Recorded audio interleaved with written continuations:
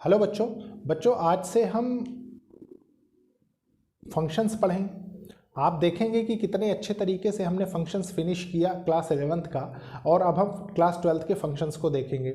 प्यारे बच्चों, मैं एक सिस्टम से पढ़ा रहा हूँ। आपने देखा कि सबसे पहले क्लास 11 से रिलेटेड जो टॉपिक क्लास 12th में मैं उनको कवर कर रहा हूँ। उसके बाद सारी चीज़ें हम देखेंगे सिस्टमेटिकली वे में, ताकि आपको कोई कन्फ्यूज़न ना हो, आपके मन में कोई डाउट ना हो।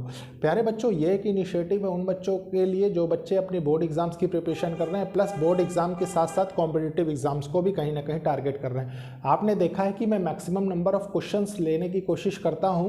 देखिए, एक्सरसाइज तो सारे टीचर्स करवाते ही करवाते हैं। क्वेश्चंस लेने से क्या होता है कि बच्चों की एक अप्रोच डेवलप होती है, ठीक है।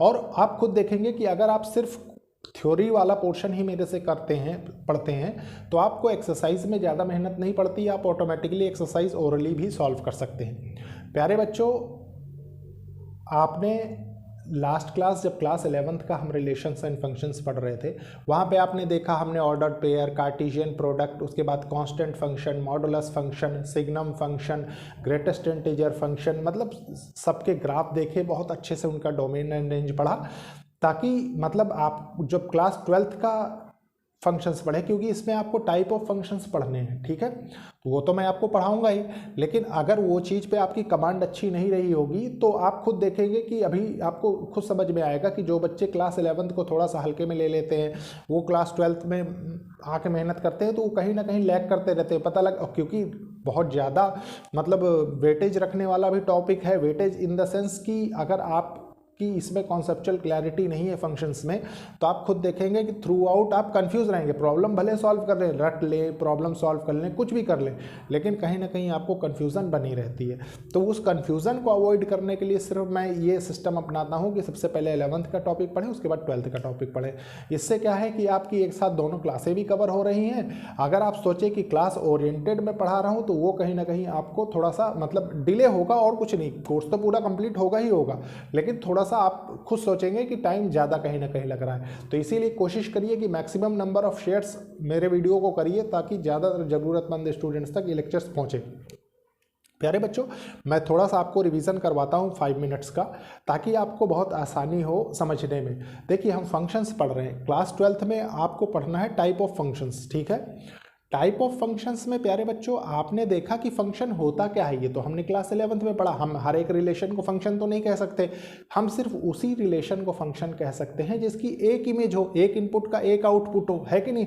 लेकिन उसके भी तरीके 12th क्लास में बदल जाते हैं पढ़ने के, उसका सेंस बदल जाता है। कैसे, देखिए, सबसे पहले देखिए आपको क्या क्या सीखना है इसमें कॉन्सेप्चुअल क्लैरिटी के लिए, मैं आपको बताता हूँ। देखिए, मान लीजिए आप अगर कहीं ना कहीं थोड़ा सा कंफ्यूज हो रहे हैं, देखिए टाइप ऑफ फंक्शंस तो मैं अभी बताऊंगा, सिर्फ ये एक तरीके से रफ स्केच मैं आपके माइंड में ड्रॉ कर रहा हूँ, जो कि क्लास 11th को आपको रिकॉल कर देगा। देखिए, आपने देखा कि हम कुछ इस तरीके से लिखा करते थे, function such that A to B, ठीक है। अच्छा, उसके बाद आपने देखा कि हम एरो डायग्राम के थ्रू कुछ इस तरीके से रिप्रेजेंट किया करते थे, ठीक है। यहाँ पे मान लीजिए ए सेट ये है, बी सेट ये है, ठीक है। आपने देखा कि ए सेट बी सेट के अलावा क्या क्या हम देखते हैं। देखिए, आपने देखा कि इसमें ऐसे दे देता है कि मान लीजिए natural number two natural number जा रहा है, नेचुरल नंबर टू इंटीजर बन रहा है, ठीक है, real number two real number ये जा रहा है। मतलब जो प्री इमेज, उसका जो इमेज होगी वो यहाँ लिखी जाती है, प्री इमेज यहाँ लिखी जाती है। इनपुट को हम यहाँ पे रिप्रेजेंट करते हैं, आउटपुट को हम यहाँ पे रिप्रेजेंट करते हैं, ठीक है। इसके बाद सेट 1 सेट 2 भी बहुत से टीचर्स ऐसा भी बोलते हैं, तो आपको कंफ्यूज होने की ज़रूरत नहीं, ठीक है। देखिए, अब क्या है, मान लीजिए आपको मैंने क्या बताया, सिर्फ वही रिलेशंस फंक्शन होते हैं जिनकी एक यूनिक इमेज होती है, ठीक है। मान लीजिए आपने लिखा 1 2 3 4 5, ठीक है। अब देखिए यहाँ पे लिखा है A B C D E, ठीक है। आपने क्या किया, आपने जो अभी तक पढ़ा, आपने देखा कि इसकी इससे मैपिंग कर दी, इसकी इससे मैपिंग कर दी, इसकी इससे मैपिंग कर दी, इसकी इससे मैपिंग कर दी, इसकी इससे मैपिंग कर दी। तो आपने देखा कि एक प्री इमेज की एक इमेज, मतलब एक एलिमेंट की एक इमेज बन रही है, ठीक है। तो ये क्या है, ये एक फंक्शन है, और फंक्शन क्या है, A to B फंक्शन है, मतलब A से B में जा रहा है, ठीक है। दूसरी बात, ये तो टेक्निकल टर्म हो गई। अब इसमें और क्या समझना है, देखिए मान लीजिए अब थोड़ा सा, मान लीजिए मैं इसमें एक एलिमेंट और लिख देता हूँ f, ठीक है। अब देखिए f की मैपिंग तो किसी से हो नहीं रही, ठीक है। आपको मैंने क्या बताया कि जो इसके अंदर सारे एलिमेंट्स लिखे होते हैं, सारे एलिमेंट्स, टोटल एलिमेंट्स, ठीक है, वो क्या कहलाते हैं, वो कोडोमेन कहलाते हैं, ठीक है। और ये क्या कहलाता है, इसको हम डोमेन बोलते थे, ठीक है। आपको ये भी मैंने बताया कि डोमेन मतलब क्या होता है, ये तो मैंने आपको अच्छे से समझाया है, ठीक है। दूसरी बात, आप ये जानते हैं कि रेंज क्या होती है। रेंज क्या होती है, जिनकी मैपिंग हो रही है वो सारे रेंज में आते हैं। मतलब अगर मैं इसमें कोडोमेन के एलिमेंट्स लिखूं तो कोडोमेन के क्या एलिमेंट्स हो जाएंगे, सारे एलिमेंट्स जितने भी इस सेट में हो रहे होंगे, ठीक है। तो देखिए एक तो ए हो जाएगा, एक बी हो जाएगा, एक सी हो जाएगा, एक डी हो जाएगा, एक ई हो जाएगा, एक एफ हो जाएगा, ठीक है। एफ भी इंक्लूड हो गया इसमें कोडोमेन में। अब कोडोमेन के बाद रेंज आती है, ठीक है। रेंज क्या होती है, रेंज में वही एलिमेंट्स यहाँ लिए जाते हैं, वही इमेजेस कंसीडर की जाती हैं जिनकी मैपिंग हो रही हो, ठीक है। तो देखिए रेंज क्या होगा, रेंज हो जाएगी ए बी सी डी ई, ठीक है।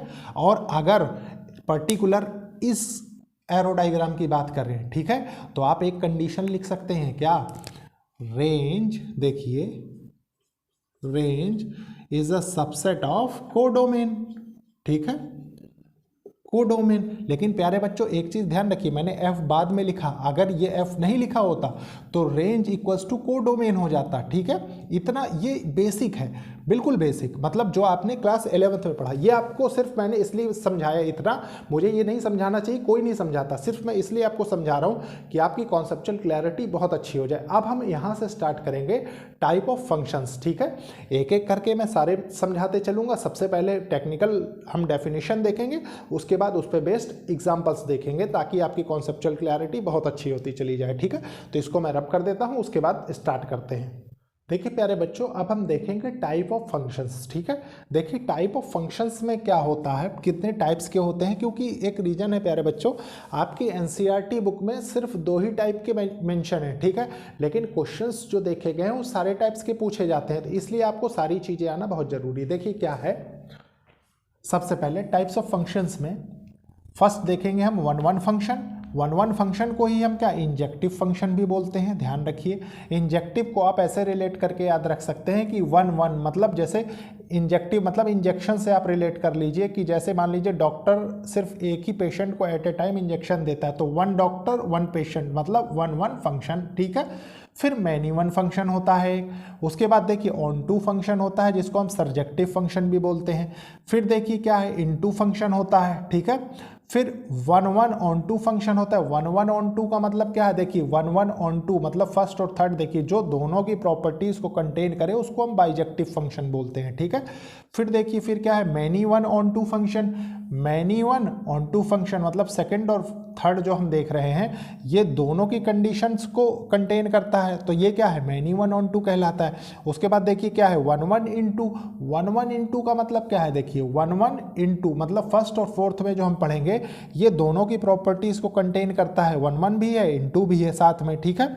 उसके बाद देखिए नेक्स्ट क्या है, मैनी वन इनटू मतलब सेकंड और फोर्थ जब हम पढ़ेंगे तो उसके बाद जो इन दोनों की कॉमन प्रॉपर्टीज को कंटेन करेगा वो क्या कहलाएगा, मैनी वन इनटू फंक्शन कहलाएगा।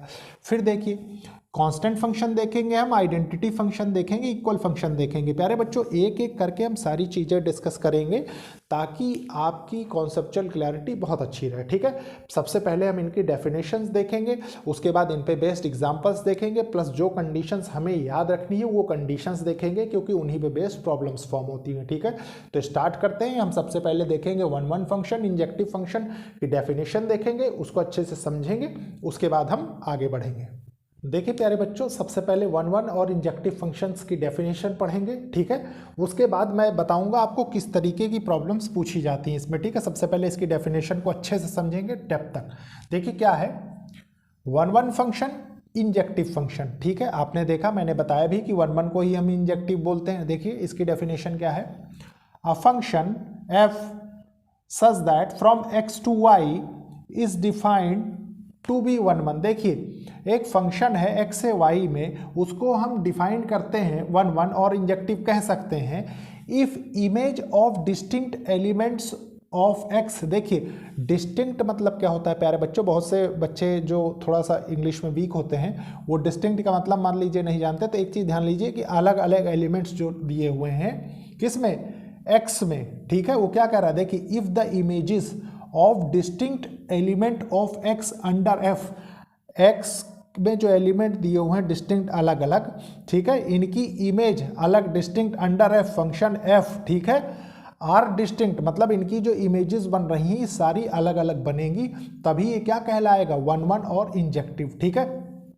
फिर देखिए क्या है, फॉर एवरी x1 x2, ये जनरलाइज्ड फॉर्म बनाई गई है। जनरलाइज्ड फॉर्म का मतलब क्या होता है मैं भी बताऊंगा आपको। देखिए फॉर एवरी x1 x2, मान लीजिए इसमें जो x है इसमें कुछ एलिमेंट्स और आ जाएं x1 x2 belongs to x, ठीक है, वो इस सेट को बिलोंग कर रहे हूं, ठीक है, तो वो क्या होगा अगर उसमें ये फंक्शन वर्क करे f of x1 equals to f of x2, तो इंप्लाई क्या करना चाहिए, रिजल्ट क्या आना चाहिए आपके पास x1 इक्वल्स टू x2, तभी वो क्या कहलाएगा, तभी वो कहलाएगा आपका 1 1 और इंजेक्टिव फंक्शन, ठीक है।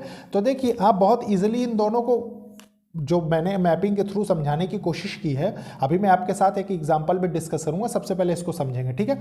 देखिए ये क्या बता रहा है, पर्टिकुलर एक एलिमेंट की एक इमेज है, एक एलिमेंट की एक इमेज है। देखिए एक एलिमेंट की एक इमेज है, एक एलिमेंट की एक इमेज है, ठीक है। यहाँ देखिए एक एलिमेंट की एक इमेज है, एक एलिमेंट की एक इमेज है, एक एलिमेंट की एक है, एक एलिमेंट की एक इमेज है। यहाँ से हमें क्या पता चल रहा है, यहाँ से हमें दो कंडीशंस भी पता चल रही हैं। क्या, देखिए इसमें ये जो पूरा कोडोमेन होता है ना, मैंने आपको बताया ना कि ये जो सेट रिप्रेजेंट हो रहा है इसके अंदर जितने भी सारे एलिमेंट्स हैं ये क्या बता रहे हैं, ये कोडोमेन बता रहे हैं। और आप देख रहे हैं कि रेंज क्या है इसकी, रेंज में सिर्फ इमेजेस जो ए बी सी डी बन रही हैं वही रेंज है, ठीक है। मतलब आप ऐसे समझिए, लिख देता हूं मैं, कोडोमेन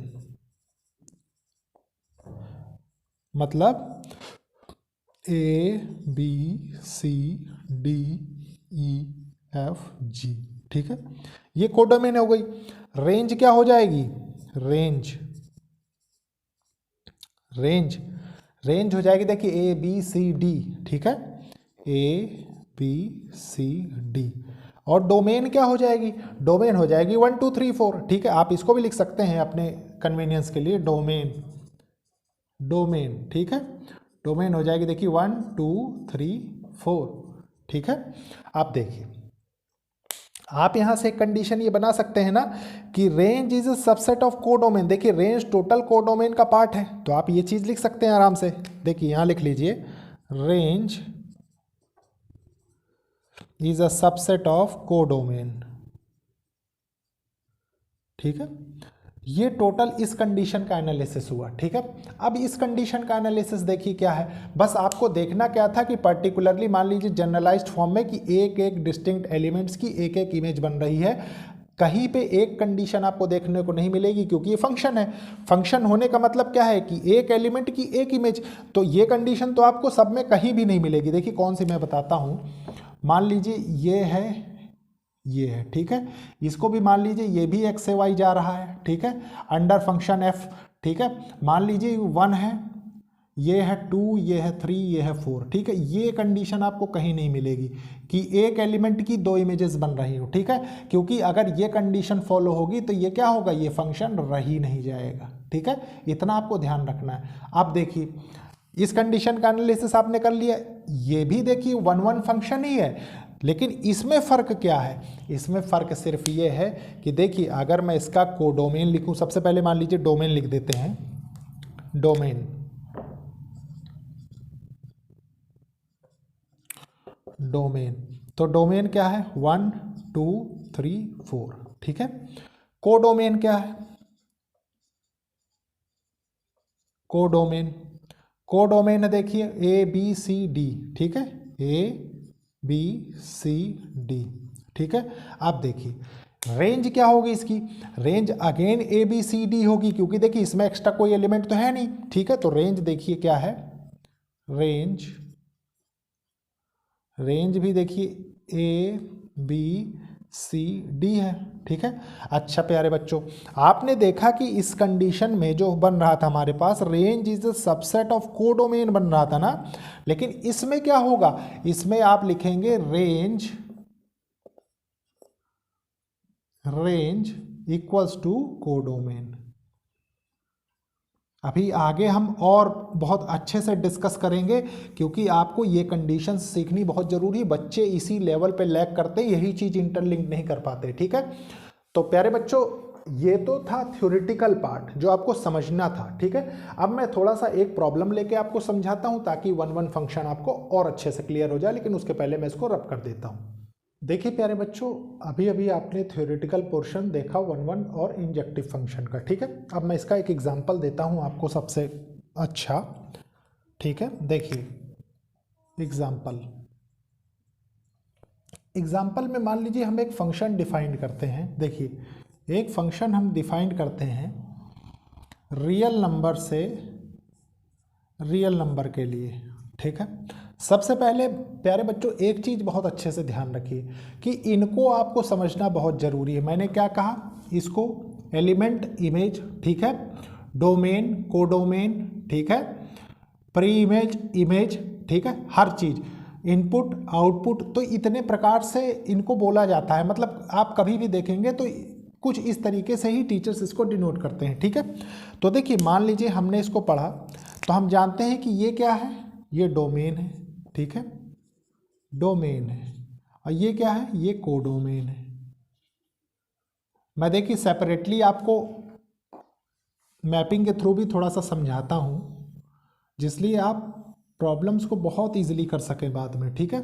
देखिए ये क्या है, ये रियल नंबर से रियल नंबर में डिफाइन है। ठीक है। मतलब इनपुट भी रियल, आउटपुट भी रियल, डोमेन भी रियल, कोडोमेन भी रियल, ठीक है, होनी चाहिए। और ये फंक्शन एफ में डिफाइन है। ठीक है। इसको हमने ऐसे रिप्रेजेंट कर दिया। ठीक है। अब मान लीजिए हम एक फंक्शन लेते हैं f of x equals to, मान लीजिए हमने लिया 2x + 3। ठीक है। अब देखिए मतलब x की ऐसी क्या वैल्यूज रखें कि आपको सर्टेन आउटपुट मिले। ठीक है। तो देखिए प्यारे बच्चों, मान लीजिए हमने x इक्वल्स टू 1 रखा सबसे पहले। ठीक है। x इक्वल्स टू 1 रखा तो आपके पास कितना आउटपुट आया, 5 आया। ठीक है। देखिए यहाँ 1 रख दिया आपने तो आपको 5 मिला। ठीक है। फिर देखिए, फिर आपने x इक्वल्स टू 2 रखा तो आपको क्या मिला, 2 2 जा 4 3 7 हो गया। ठीक है। आपने 2 रख दिया तो आपको 7 मिल गया। फिर देखिए x इक्वल्स टू हमने 3 रखा तो 3 2 जा 6 6 और 3 9 हो गया। ठीक है। आपने 3 रखा आपको 9 मिल गया। ठीक है। फिर देखिए, फिर आपने x इक्वल्स टू 4 रखा तो हमें कितना हो गया, 4 2 जा 8 3 11 हो गया। ठीक है। तो आपने 4 रख दिया इनपुट में x की वैल्यू, तो यहाँ क्या 11 हो गया। ठीक है। ऐसे करते करते मान लीजिए हम आगे बढ़ते गए और हमने कुछ एलिमेंट्स ले लिए। जैसे मान लीजिए हमने एक एलिमेंट ले लिया इधर x1 इधर x2। ठीक है। आप जानते हैं कि जो आपको इमेज मिलेगी वो इस फंक्शन से रिलेट होकर मिलेगी। मतलब देखिए ये क्या है, ये डिस्टिंक्ट एलिमेंट की डिस्टिंक्ट इमेज है। तो देखिए 1 की इमेज 5 है। ठीक है। 2 की इमेज 7 है, 3 की इमेज 9 है, 4 की इमेज 11 है। मान लीजिए ये x1 हमने माना, x2 माना, तो इस फंक्शन के साथ जो इधर आउटपुट बनेगा या इधर इसकी इमेज बनेगी, तो मान लीजिए हमने इसको लिख दिया f ऑफ x1। ठीक है। और f ऑफ x2। ठीक है।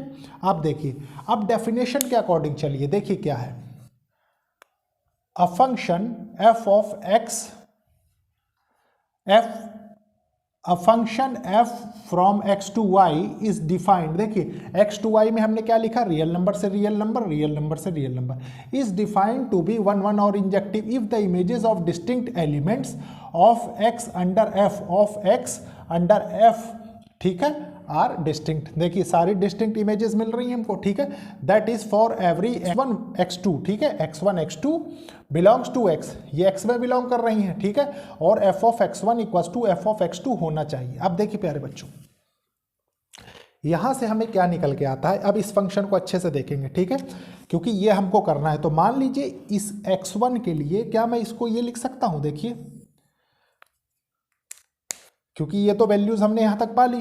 तो अगर मैं इसी को लिख दूँ x इक्वल्स टू x1, ठीक है, तो मैं इसको क्या लिख सकता हूँ, देखिए f of x1 equals to 2x1 plus 3, ठीक है।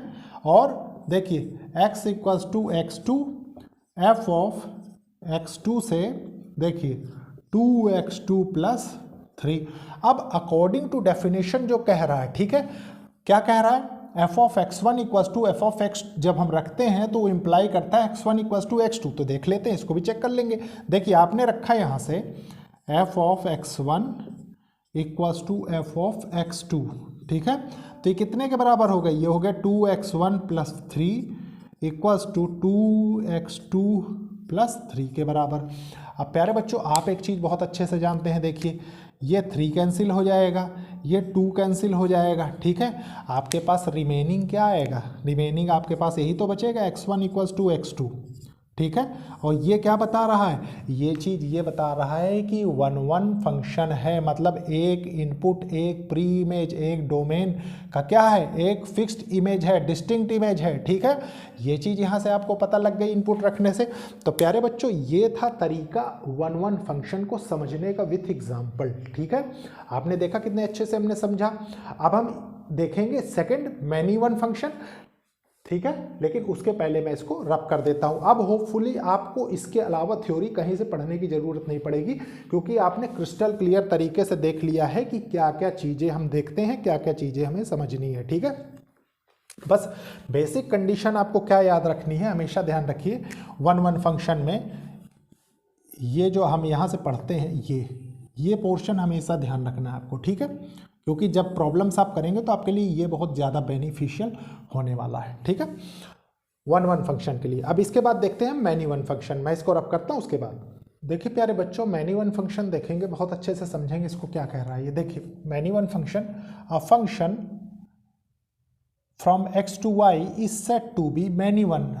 देखिए एक फंक्शन है x से y में, उसको हम मैनी वन कब कह सकते हैं, if 2 or more than 2 elements, देखिए ये एलिमेंट होते हैं, तो 2 या 2 से ज़्यादा element in x have the same image in y, जिन 2 या 2 से ज़्यादा एलिमेंट्स की सिर्फ एक इमेज बन रही हो y में, ठीक है, तो उनको क्या कहेंगे, उनको हम मैनी वन फंक्शन कहेंगे, ठीक है। आप देखिए इसका डोमेन, रेंज, को डोमेन हम देखते हैं, उसके बाद मैं इसको ऑर्डर पेयर में भी आपको लिखना बताऊंगा, क्योंकि उसकी भी सेंस आपको होना बहुत ज़रूरी है, ठीक है। देखिए सबसे पहले आप जानते हैं कि इसके एलिमेंट्स को हम क्या कहते हैं, डोमेन। देखिए आपने किया डोमेन, डोमेन, ठीक है।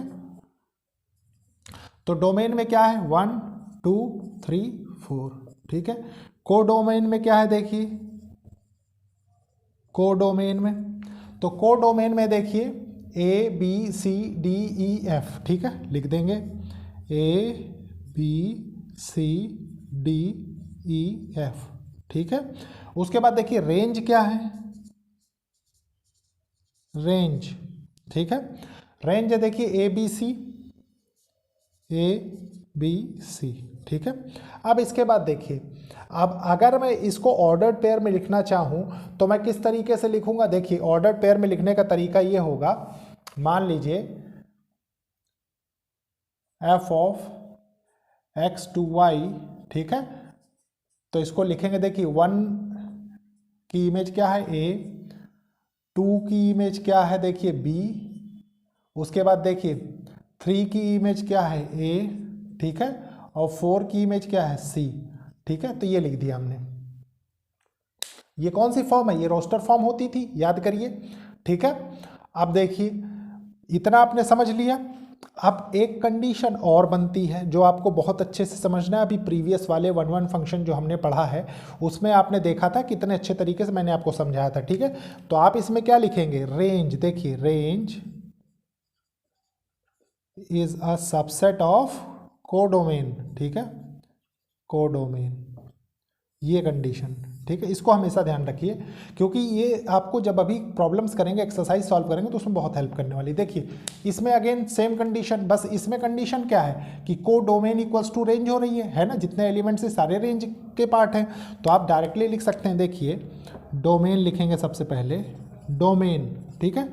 तो डोमेन क्या हो जाएंगे, देखिए 1 2 3 4, 1 2 3 4, ठीक है। को डोमेन कोडोमेन हो जाएंगे देखिए ए बी सी, ठीक है। उसके बाद रेंज क्या हो जाएंगे, रेंज भी हो जाएंगे देखिए ए बी सी, ठीक है। तो और कंडीशन क्या निकल के आ रही देखिए, रेंज इक्वल्स टू कोडोमेन, ठीक है। ये हो गया, इतना आप समझ गए। अब देखिए इसके बाद की क्या कंडीशन होती है, इसके बाद एक ये वाली कंडीशन होती है जिसमें हम ऑर्डर्ड पेयर के थ्रू समझने की कोशिश करते हैं। तो देखिए मान लीजिए इसका हमने पेयर बनाया फंक्शन इसका, तो हम क्या पाते हैं देखिए 1 की इमेज ए है, 2 की इमेज ए है, 3 की इमेज बी है और 4 की इमेज सी है, ठीक है। और ये क्या है, ये एक मैनी वन फंक्शन है, ठीक है, क्योंकि देखिए दो एलिमेंट्स की इमेज एक हो रही है ना, देखिए इसमें 1 और 3 की एलिमेंट्स की इमेज एक हो रही है, तो इसीलिए क्या है, ये मैनी वन फंक्शन है, ठीक है। अब इसके बाद प्यारे बच्चों मैं इसको रब करता हूँ, उसके बाद इस पर देखते हैं हम एग्जाम्पल। देखिए प्यारे बच्चों, कॉन्सेप्ट सीखने के बाद अब हम देखेंगे इस पे बेस्ड एग्जाम्पल, ठीक है। देखिए एग्जाम्पल क्या कह रहा है, एग्जाम्पल, ठीक है। मान लीजिए एक फंक्शन हम लेते हैं, ठीक है, एक्स से वाई में, फंक्शन एक्स से वाई में हमने लिया, ठीक है। ये तो फंक्शन सिर्फ आपको रिप्रेजेंट करने के लिए, कैसे देखिए मैं बताता हूँ। मान लीजिए ये हो गया, ये हो गया, ठीक है, ये x है, ये y है, ठीक है। अकॉर्डिंग टू डेफिनेशन हमने इसको रिप्रेजेंट करने की कोशिश की। अब देखिए अब हम प्रॉब्लम देखते हैं। मान लीजिए हमने एक फंक्शन को डिफाइन किया रियल नंबर से रियल नंबर में, ठीक है। आप जानते हैं कि इसको हम क्या बोलते हैं, डोमेन बोलते हैं, ठीक है, और इसको हम क्या बोलते हैं, कोडोमेन बोलते हैं, ठीक है। यहाँ तक भी आपको दिक्कत नहीं है, ठीक है। मैनी वन का एग्जाम्पल ले रहे हैं तो एक बहुत ही अच्छा और बहुत ही सिंपल एग्जाम्पल लेते हैं। मान लीजिए एक फंक्शन डिफाइन है एक्स स्क्वायर, ठीक है, f of x equals to x square, और ये एक्स की वैल्यू क्या होगी, सिर्फ रियल नंबर हो सकती है। और प्यारे बच्चों आप जानते हैं, अगर आपने मेरे थ्रू क्लास 11th कवर किया है तो मैंने सबसे पहले इसीलिए किस नंबर को क्या बोला जाता है मैंने बहुत अच्छे से एक्सप्लेन किया है। जैसे कि नेचुरल नंबर क्या होते हैं, होल नंबर क्या होते हैं, इंटीजर्स क्या होते हैं, रैशनल नंबर क्या होते हैं, इरैशनल नंबर क्या होते हैं, सब कुछ मैंने आपको एक्सप्लेन किया है, ठीक है। तो वहाँ तक तो आपको कोई कन्फ्यूज़न नहीं। तो आप जानते हैं रियल नंबर से रियल नंबर में सेट जाने का मतलब क्या है कि देखिए एक्स से वाई जो है इसको हम लिख देते हैं real number two real number define है, ठीक है। और क्या है कि मतलब जो एलिमेंट्स हमारे पास डोमेन में होंगे वो भी रियल नंबर होंगे, जो इमेज बन रही होगी या कोडोमेन हो रहे होंगे या रेंज भी हो रहे होंगे वो भी क्या है, रियल नंबर हो रहे होंगे, ठीक है। तो ये हो गया। अब प्यारे बच्चों इन पे वैल्यूज़ रख के देखते हैं मैनी वन फंक्शन के लिए कि क्या ये फंक्शन है कि नहीं, ठीक है। तो देखिए सबसे पहले हम देखते हैं, मान लीजिए मैंने रखा x इक्वल्स टू -1, ठीक है। तो f ऑफ -1 इक्वल्स टू -1 का स्क्वायर हमने किया तो ये क्या आया, 1 आया। फिर x इक्वल्स टू 1 रख दिया हमने, एक देखा इसको, तो ये क्या हो रहा है, ये हो रहा है देखिए 1, और 1 का स्क्वायर जब करते हैं आप तो ये क्या होगा, ये भी 1 होगा। फिर अगेन एक वैल्यू और चेक कर लेते हैं, क्योंकि देखिए आप जान चुके हैं कि रियल नंबर से रियल नंबर में जब आप जाते हैं तो देखिए उसमें 0 भी इंक्लूड है, 1 भी है, -1 भी है, 2 भी है, -2 भी है। उसके बाद आप देखते हैं रूट की वैल्यूज़ भी हैं, फ्रैक्शंस भी आते हैं, सारी values included, all numbers present in number line are in real number, ठीक है। अब उसके बाद देखिए मान लीजिए x इक्वल्स टू 2 देखते हैं, तो f ऑफ 2 इक्वल्स टू 2 का स्क्वायर किया आपने तो क्या हो गया, 4 आ गया। और f of minus x equals to -2 रखा आपने, तो f ऑफ -2 इक्वल्स टू -2 का स्क्वायर जब आपने किया तब भी आपका 4 आया। अब प्यारे बच्चों एक चीज़ तो आप बहुत अच्छे से गौर कर सकते हैं क्या, कि देखिए यहाँ पे क्या है, 2 एलिमेंट्स हैं, ठीक है, और 2 एलिमेंट्स के लिए क्या है, एक ही आउटपुट मिल रहा है 1 1, ठीक है। और देखिए यहाँ पे भी 2 इनपुट हैं, या आप कह सकते हैं कि इन सेट x और in domain there is a 2 elements 2 and -2 and they produce common output 4, ठीक है। तो देखिए क्या है, अब डेफिनेशन को देखिए, क्या ये डेफिनेशन को बता रहे हैं, a function from x to y is set to be many one if 2 or more than 2 elements, देखिए 2 or more than 2 elements in x have the same image in y, same image y में मिलनी चाहिए। तो अब इसको हम रख के देख लेते हैं, ठीक है। देखिए कैसे, सबसे पहले -1 रखा हमने जो इनपुट दिया, फिर 1 रखा, फिर हमने क्या रखा 2 रखा, फिर -2 रखा, ठीक है। और आउटपुट में हमें क्या मिल रहा है, एक बार 1 मिल रहा है, एक बार 4 मिल रहा है। देखिए हमने 1 रख दिया और 4 रख दिया। अब इनकी मैपिंग कर देते हैं बहुत अच्छे से। देखिए इसका भी आउटपुट 1 है, इसका भी आउटपुट 1 है, इसका 4 है, इसका 4 है, ठीक है। आप जानते हैं इसको हम डोमेन बोलते हैं और इस टोटल को कोडोमेन बोलते हैं, ठीक है। आप देखिए, अब आपने जो 1-1 में डेफिनेशन पढ़ी क्या, कि f of x1 equals to f of x2 for every elements of x1 x2 present in set x, ठीक है। तो x1 इक्वल्स टू x2 होता था, f of x1 equals to x2। तो देखिए अब आप क्या करेंगे, इसकी डेफिनेशन में ही मतलब इसका प्रूफ छुपा हुआ है। आप कैसे, देखिए समझिए, जो फंक्शन, क्योंकि इसके लिए हमें कोई और स्पेशल तरीका नहीं पता है, ठीक है। सिर्फ हम इसको किस तरीके से पता कर सकते हैं, देखिए कैसे, जैसे मान लीजिए इसमें कोई कमी है कि 1-1 नहीं हो सकता। मेरी पहले रफ लैंग्वेज को समझने की कोशिश करिए। मान लीजिए इसमें कोई कमी है, ठीक है, कि 1-1 नहीं हो सकता, ठीक है। तो हम ये प्रूफ कर दें कि अगर वो 1-1 नहीं है तो वो मैनी 1 है कि नहीं। ये तरीका बिल्कुल करेक्ट है। तो देखिए हम क्या करेंगे, आपके पास जो कंडीशन है वो क्या कंडीशन है, देखिए कि मान लीजिए इसमें x1 x2 एलिमेंट्स आप लिखा करते थे।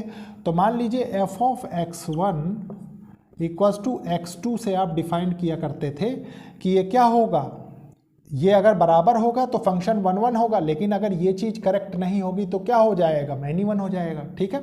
तो देखिए अब आप जानते हैं कि f of x1 equals to x1 का स्क्वायर हो जाएगा इस फंक्शन के हिसाब से, ठीक है। और f ऑफ x2 वो क्या हो जाएगा, x2 स्क्वायर इस फंक्शन के हिसाब से, ठीक है। और आप जानते हैं कि ये कहाँ से आता था, ये 1-1 फंक्शन से आता था ना, 1-1 फंक्शन से, ठीक है। तो अगर ये नहीं प्रूफ होगा, मतलब ये गलत प्रूफ करते हैं हम इसको, तो हम जाहिर सी बात है कह सकते हैं कि ये मैनी 1 फंक्शन है, ठीक है। तो देखिए कैसे होगा। अब ये सबसे पहले हम इसके अकॉर्डिंग वैल्यू पुट करते हैं, x1 square equals to x2 square, ठीक है। अब यहाँ पे कुछ बच्चे क्या करेंगे, वो सोचेंगे कि हम क्या करें, इस पे स्क्वायर रूट लगा दें, ठीक है। तो अगर एक चीज़ गौर करिए प्यारे बच्चों, अगर आप यहाँ स्क्वायर रूट लगा देते हैं, ठीक है, तो ये क्या हो जाएगा, ये x1 इक्वल्स टू x2 हो जाएगा ना। और x1 इक्वल्स टू x2 हो गया तो ये आपने क्या किया, 1-1 फंक्शन प्रूव कर दिया ना, वो आपको नहीं करना है। तो इसको में करना क्या है, इसको सॉल्व इस स्टेप के बाद कैसे करना है, इस स्टेप के बाद हमको करना है x1 square minus x2 square, इसको आपने लेफ्ट हैंड साइड कर लिया, इक्वल्स टू 0 किया, तो ये a square minus b square की फॉर्म बन गया। और अगर ये फॉर्म बन गया तो आप इसको क्या लिख सकते हैं, आप ये लिख सकते हैं ना, x1 plus x2 into x1 minus x2 equals to 0, ठीक है। अब देखिए सेपरेटली जब आप इनको सॉल्व करते हैं तो आप एक चीज़ पाते हैं कि x1 equals to minus x2 इसके हिसाब से, और इसके हिसाब से क्या होगा, x1 इक्वल्स टू ये x2 है, ठीक है, इसके हिसाब से क्या होगा, x1 इक्वल्स टू x2, ठीक है। तो इसको चाहे आप ऐसे पढ़ लीजिए, देखिए x1 x2 अगर आप यहाँ पे रखते हैं x इक्वल्स टू x2 और आपको एक ही आउटपुट मिले, ऐसे समझिए, देखिए मैं बताता हूँ यहाँ पे लिख के, x equals to minus x2 लिख दें, ठीक है। और मान लीजिए इसको आप ऐसे समझें कि माइनस x2 का स्क्वायर जब यहाँ पे फंक्शन में होता है, माइनस x2 का स्क्वायर होगा, तो मान लीजिए ये आता है रिजल्ट आपके पास x1, ठीक है, ऐसे समझिए। तो ये क्या होगा, आप देख रहे हैं कि दो इनपुट का एक ही आउटपुट मिल रहा है, तो ये क्या होगा, आप बहुत इजीली कह सकते हैं हैंस, या इसको एक और स्टेप लिख लीजिए, x इक्वल्स टू x2, ठीक है, function x2 equals to x2 का स्क्वायर इक्वल्स टू x1, ठीक है। बस हो गया, ये चीज़ समझने वाली थी। तो आप लिख सकते हैं hence above function is many 1। आपने देखा कितने अच्छे तरीके से इस स्टेप से, देखिए इस स्टेप से इसका जो सेंस है क्वेश्चन का वो किस तरीके से चेंज हुआ, ठीक है। तो प्यारे बच्चों ये था मैनी 1 फंक्शन प्रूव करने का तरीका। आप लेक्चर को लाइक शेयर सब्सक्राइब करिए और कोशिश करिए ज़रूरतमंद स्टूडेंट्स तक ये लेक्चर्स पहुँचे। ठीक है, अभी हमें और फंक्शंस देखने, वो हम आने वाली क्लासेस में देखेंगे। कारण यह है कि एक बहुत बड़ी क्लास करना थोड़ा सा, इसलिए मैं सोचता हूँ कि आप लोगों के लिए ज़्यादा मुश्किल है, क्योंकि अगर आप उसको देखेंगे तो आपका ज़्यादा टाइम भी लगेगा, प्लस आपको बोरिंग लगेगी पढ़ाई। ठीक है, इसके बाद देखते हैं नेक्स्ट लेक्चर में। ओके, थैंक यू बच्चों।